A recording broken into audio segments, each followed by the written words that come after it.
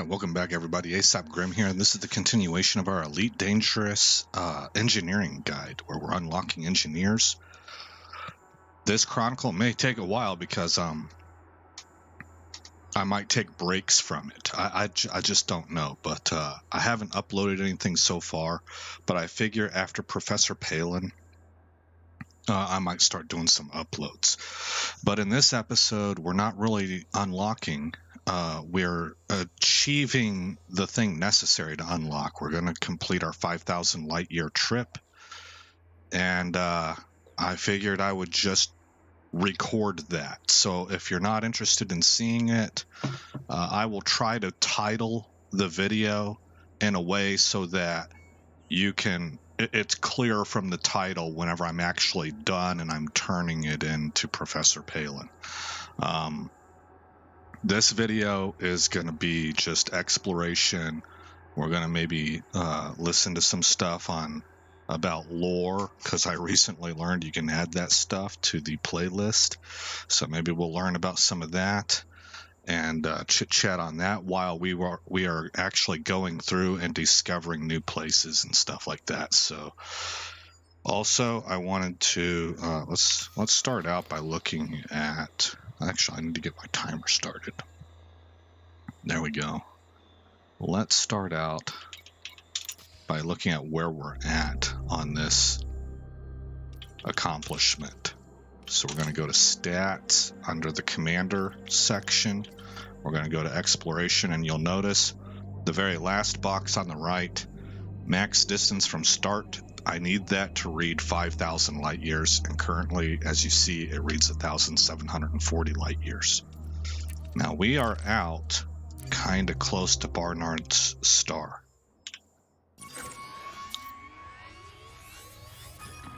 Now I was able to successfully plot a course to this star right here, but I'm telling you, I'm thinking about not doing any of that. Where is Barnard's star? It doesn't seem to be showing up now.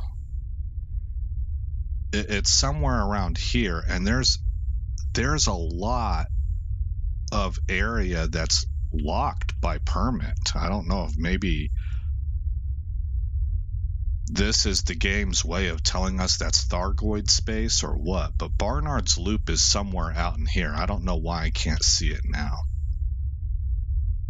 with this view. Maybe if I go to this. Not really. We're not scrolled in enough. I think that might be it. No, that's a nebula. Is that Beagle Point? No, Seagull Nebula. Okay. Barnard's Loop. We're right on top of it. Yeah, so this whole section's kind of like locked down. So I think I was finally, because of that, it keeps telling me cannot plot, cannot plot, cannot plot. I'll find a star that's not locked down, but what it's saying is that in order to get there, I would have to go through here. It's kind of like whenever you're planning a trip and you need to get on a certain highway to get over to another state, or if you're in Europe, another country, and then you find out that highway is closed for construction. Well, you ain't getting here because you needed to go through there. So I think what I'm going to do is I'm going to head out this way. Okay, I'm going to head this direction. So we're just going to kind of look for something. I'm trying to do it in maybe 1,000-year chunks, but it said I was at 1,700, so 18, 19, 20. Maybe I need somewhere around 300 to try and get to about 2,000 light years. We can try that first. Well, that's what this was. It's 322.54. Okay, let's just go to that, and then we'll veer off this direction, or try to. You know, I don't know. It's all we're discovering stuff. You know, I am. 49.84 is my light year jump. Okay, so I've got that plotted in. It's 10 jumps out. So I think what I want to do here. How did I figure this out? Let's see. Go to Codex. Go to Knowledge Base. And let's just start listening to stuff. I've never done this before. I've never listened to any of this. We can listen to it and maybe comment on it. introduction to... We probably should do this like Wager. He starts with the Federation because the Federation pre-existed. This actually came originally out of the United States in the fiction of this universe. So, and then it became something else. Like I would call it, what's the word for it? Crony capitalism, which I'm not an economics major or anything, but from the little bit that I understand about this, because I'm not big into I understand some systems and I understand some philosophies and I have opinions and stuff, but I don't have a degree in economics, and anything with math or numbers has never really appealed to me. I'm more philosophical and English literature oriented and stuff. But it sure seems to me that crony capitalism is pretty close to fascism. And fascism and communism are both authoritarian systems that end up acting in similar ways despite what each of them claim that they're after. It's just kind of, it's not a perfect world. You have these ideas on paper and then it doesn't turn out that way. But anywho, let's go ahead and hear about the Federation. Let's add that to the playlist, add that to the playlist, add society, add military, add culture and values, and diplomatic relations. So this is, of course, going to be according to the authors that put this lore together. It's science fiction world, and it's based off their views of how things might have been believable, I guess. Okay, so here we go. The Federation. Introduction. Let's get that voice up. Audio.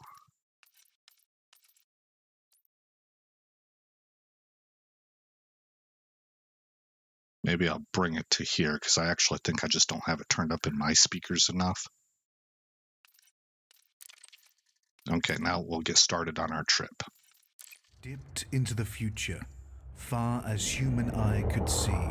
Frameshift drive charging. Saw the vision of the world and all the... Ready to engage.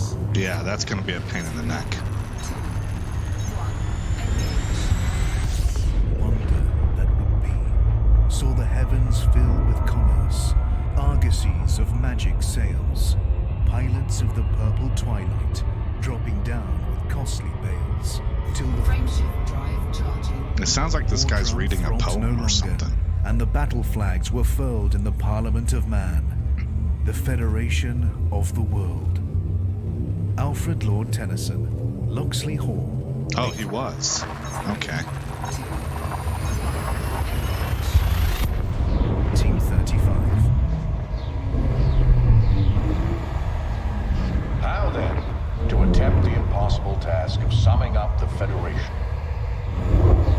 We are the ones who draw the lines. Our forefathers, who lived through the bitter anguish of Fuel scooping. global wars, drew a line under and declared, no more. Fuel scoop disengaged. I don't think this is going to Enshrined the rights work. of all citizens. That's too much of a pain in the neck, man. That's a lot of interruption. Frameshift drive charging. I wish there was a way to kind of put her on silent or reduced voice. Maybe they'll bring that to Odyssey. I wonder if anybody's ever made that suggestion. 3, 2,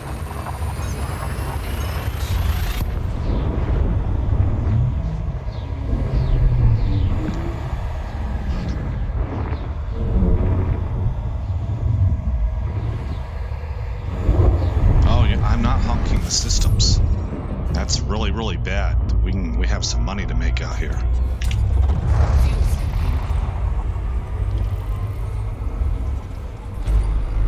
Well, more importantly, it's reputation that you can get with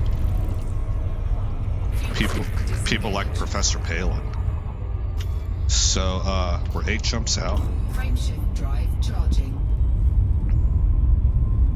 Let's see. We always need to be looking at that fuel, especially with me trying to narrate and talk. while I'm playing the game. You guys have seen before that I forget about it.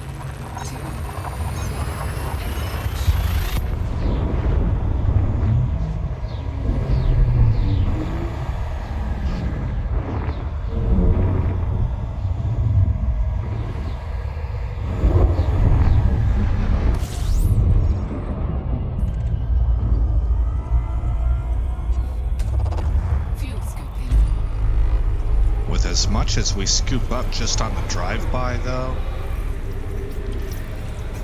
I mean, we do pretty good. Yeah, see, I just topped off. Disengaged. Frameshift drive charging.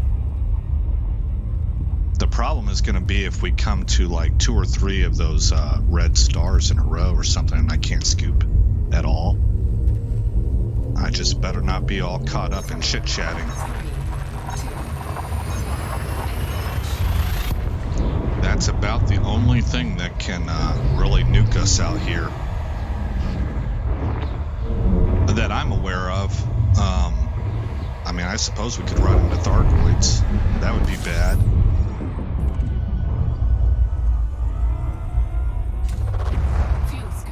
But mostly, we just really need to be aware. I think I just discovered an L-type star. Codex updated.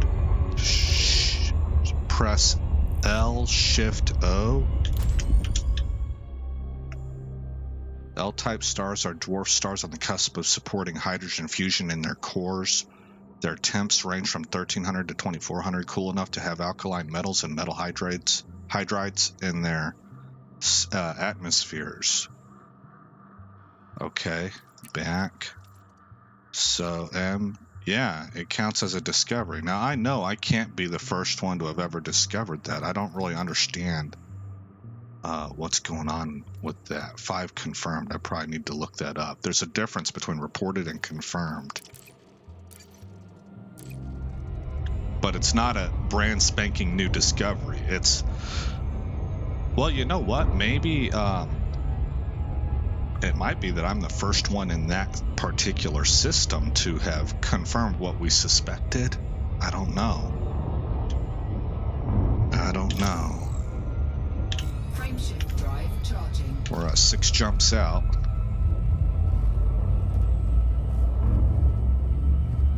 We're in the sanguineous realm. Maybe it's sanguine. I've always... A U and an I together almost always should be pronounced we. So, I don't know if there's another pronunciation from maybe Britain, which, I mean, England has, they kind of have the monopoly on proper English, but System scan complete. the way that I understand it, that should be maybe sanguineous or sanguineous. Did I get any of that?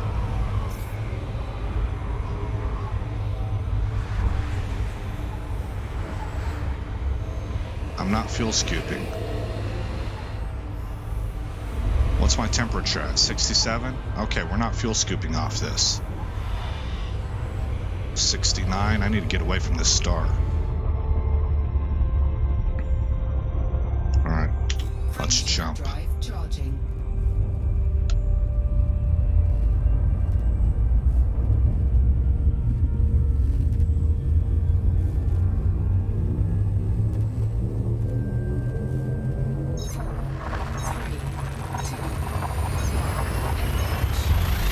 Yeah, so I don't know if I would say sanguineous or sanguineous or maybe sanguine, right? It could be, that's probably what it is. Oh, you know what? I think it's sanguineous. Sanguineous.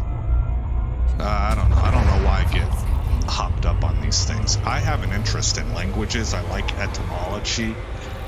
And I like pronunciations in various languages. It's, for whatever reason, it appeals to me. I think it's interesting. Frameshift drive charging. Alright, what, we 4 jumps out? Yeah. We're gonna have a white star at the next one. I need to make sure I can scoop it. I should be able to. We're nowhere near danger zone, but it'll help me stay topped off in case we run into a stretch of stars. You know what I should have done that I didn't do? Neutron Highway. I don't know why I didn't think about that, but this is fun also. I don't know how to do the Neutron Highway. I would have to learn from watching videos. But that was certainly an option. In fact, I believe Hawks mentions it in his guide.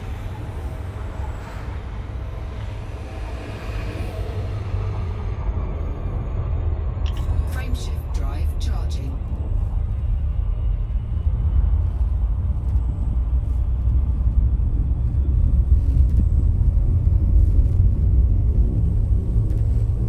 And off we go.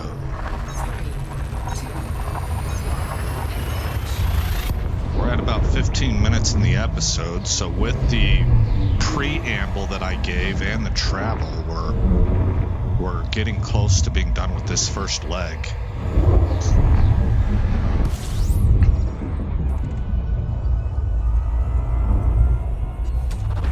Fuel scooping. System scan complete. Fuel scooping complete.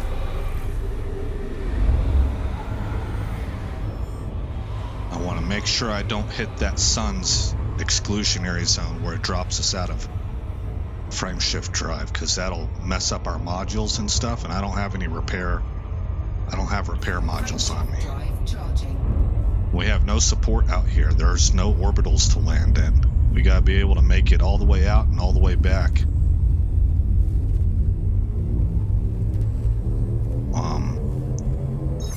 I guess I could technically blow myself up out there. That'll make the return trip instantaneous. Which this game doesn't have a good explanation for how that happens. EVE Online has an excellent one. They have a background in their lore that explains how you would teleport back. But not so with this game. Fuel scooping. It's just considered a gamey thing that you can do, you know. Star Citizen's probably the same way. Fuel scoop disengaged. Frameshift drive charging.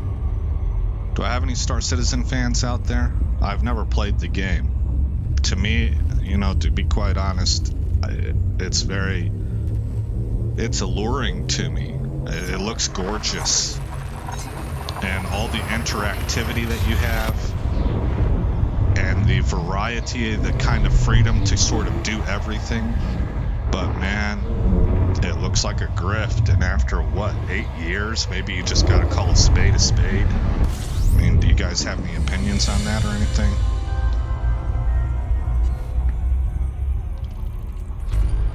Because you know, I'm an outsider looking in. All right, let's move all the way back, go up, look at codex, go to commander, go to stats, go down to exploration. Oh, you know what? This is not going to update until I dock.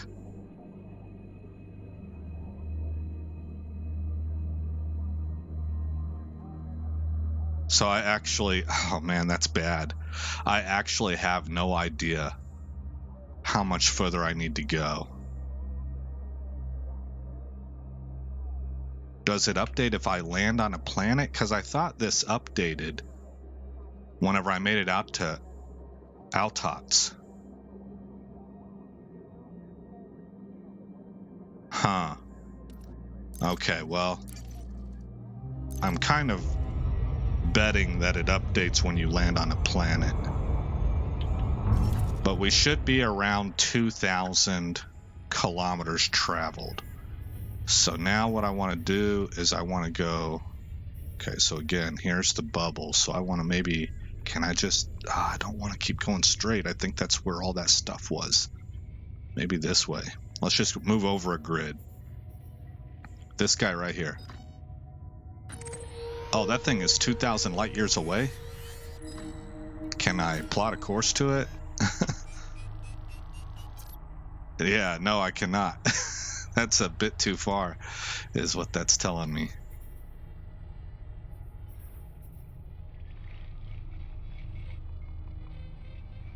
All right, let's exit. Bring this up again. Oh, bummer. Okay, so what I gotta do then, I gotta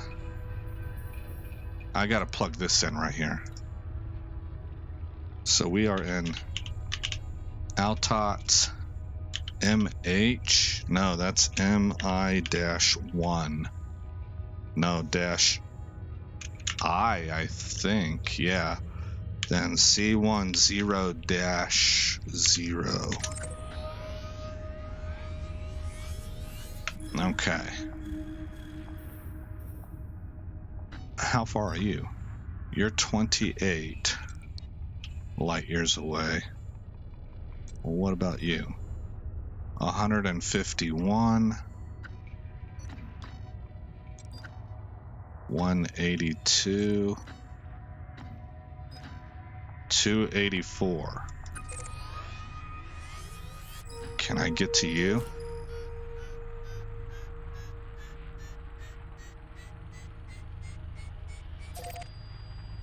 Okay.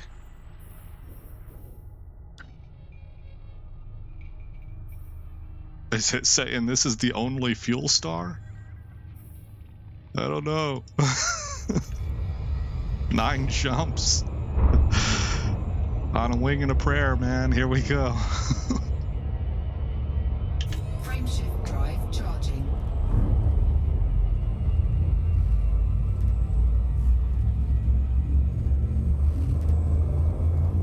So I feel like 100% don't know what I'm doing. I don't know how far I've gone. 3, 2, This is not just raw travel time. It's got to be a distance from point A to point B, and point A is the Motet system. So somehow, some way, I've got to wind up 5,000 light years from Motet. Not just 5,000 light years traveled. Okay. Let's honk this system.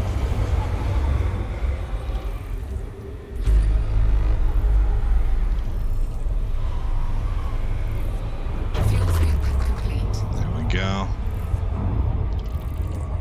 Fly straight out, get away from the star.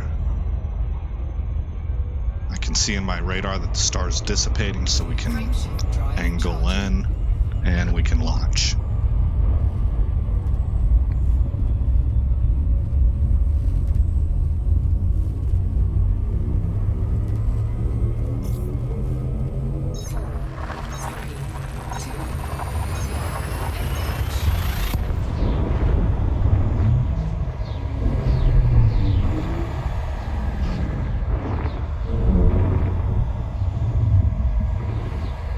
I feel very ill-prepared. This feels like it could be a Homer Simpson moment where you're gonna see like things are gonna go awry, and you're gonna look at it and immediately know why. Like that could have been avoided by this, that, and the other, and you should have planned this and should have planned that, and taken a look at this, or whatever it is. There's going to be 1,600 ways I could have done this the right way. charging.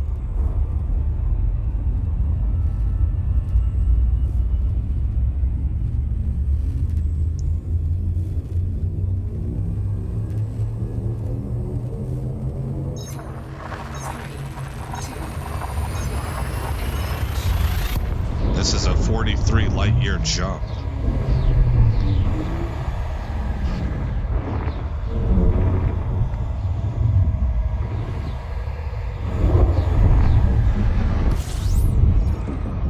So we can see 43 light years how much fuel that took. It wasn't very much. System scan complete. Fuel scoop complete. Discovered. Okay. But that's just normal for a system. Frameshift drive charging. 6 jumps left. We're going 47 light years on this one.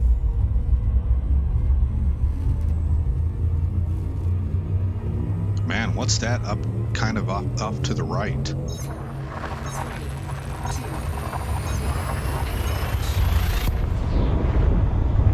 2, It looked like a planet with rings around it.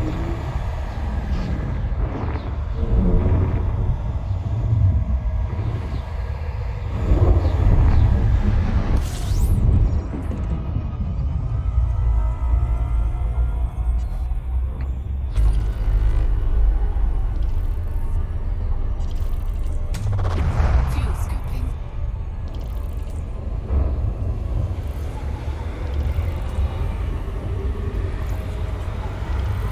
Fuel scooping complete.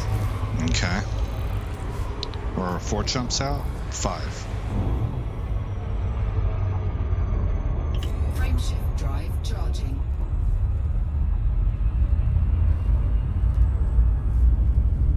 We got a Tari star coming up.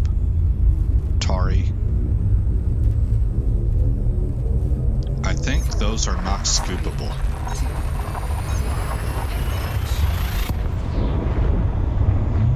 This is about 49 light years. If we were ever able to do this real world, I wonder if there would be an impact on the aging process. Or maybe something like bone deterioration. Because we are jumping a long distance in a very short amount of time. There's got to be something with time compression there, and I just wonder what kinds of effects that would have on an actual human body. frameshift drive charging.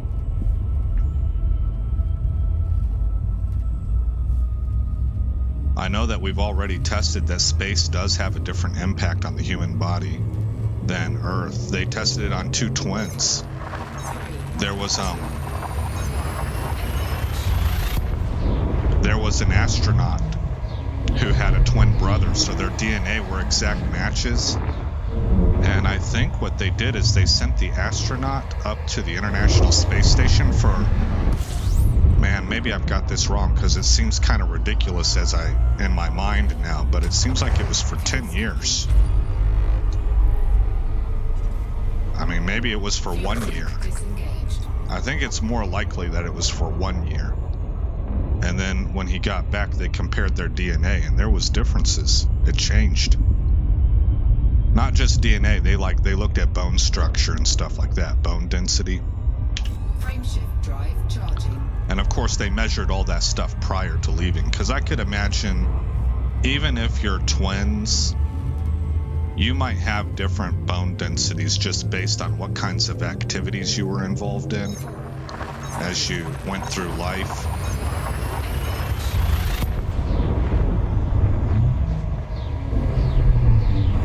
But yeah, there were differences.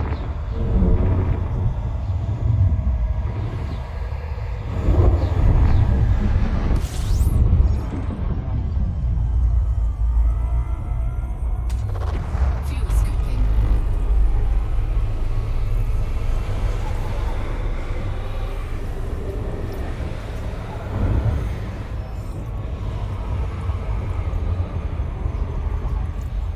Fuel scooping complete.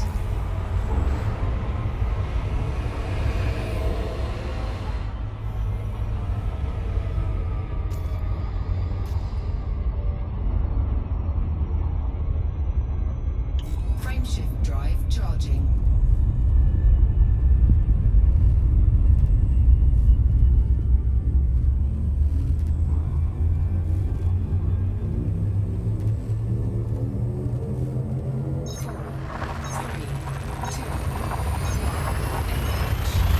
Okay, one more jump after this, and that should put me probably around 2250 light years traveled.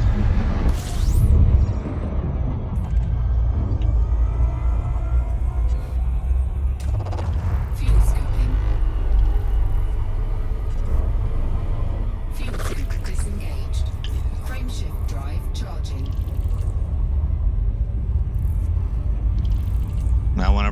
first started this trip, what I had in my mind was that I would make jumps in 500 light year to 1,000 light year increments, and I would be able to keep track of it that way.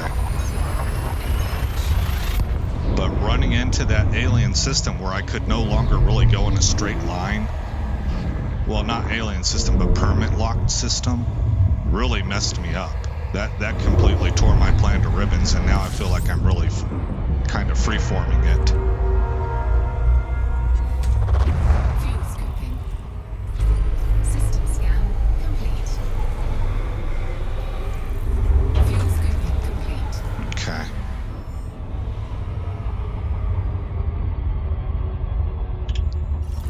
All right.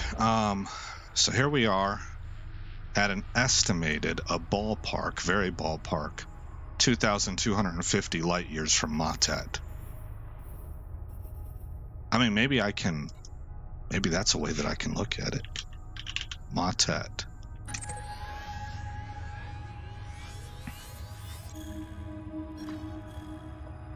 Well, okay, 2150. Oh, whoops. So maybe we'll just call it 2,000 to be careful on my end. This is where I'm at. Oh, my timer just went off. Okay, so let's just say that we're at 2,000 light years, just to give us a little bit of error room. Can I make it to here? That's a 500 light year trip.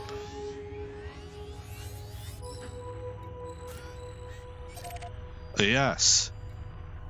It's gonna kind of take a weird way. Not too weird. Not too weird. Okay, how many jumps is that, bud? That's 15 jumps. Okay, well, I'll tell you what, we're at the end of this episode, so let's close it out.